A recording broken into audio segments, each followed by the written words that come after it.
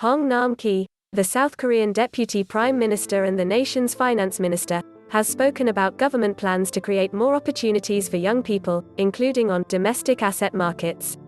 In a carefully worded statement, Hong, the Hankook Ilbo reported, spoke of the necessity of reinforcing policy and support for the domestic asset market, which young people have a high level of interest in. The statement was a sharp turnaround from much more fiery rhetoric from earlier this year, when Hong was urging investor caution and blasting overheated markets. Although he did not specify which assets he was referring to, likely purposefully, Hong spoke of creating a ladder of economic hope for young, potentially vulnerable and disenfranchised South Koreans, many of whom are on the verge of turning on the government at next year's presidential elections on the issue of crypto policy. Many young South Koreans have turned to crypto in the bear market, claiming that the job market for graduates has turned stagnant and the stock market holds little value for low-cap investors. The government has also been blamed for sky-high real estate prices, which have put property in many areas out of the reach of younger buyers.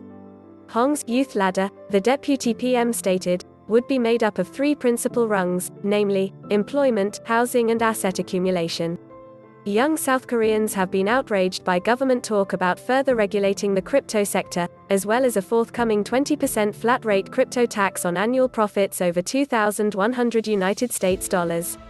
Opposition lawmakers have gleefully jumped at the chance to accuse the government of mishandling the situation, while senior ruling party officials have been looking for a way to make a climb down.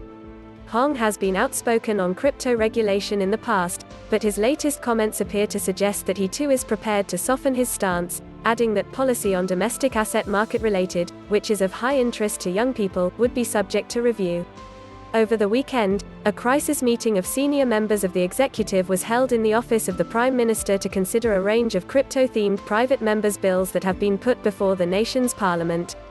And with yet another crypto-themed private members' bill incoming at the National Assembly, it appears the decision-makers will have yet more draft legislation to consider. EDaily reported that in addition to two draft bills that were tabled earlier this month, the ruling Democratic Party MP Kyung-sook, a member of the Parliament's Planning and Finance Committee, as well as the Women and Family Committee, is also set to table a new bill. The media outlet quoted a Korea Blockchain Association official as predicting that yet more, similar, draft laws would likely be forthcoming, leading lawmakers to discuss merging their bills in the future.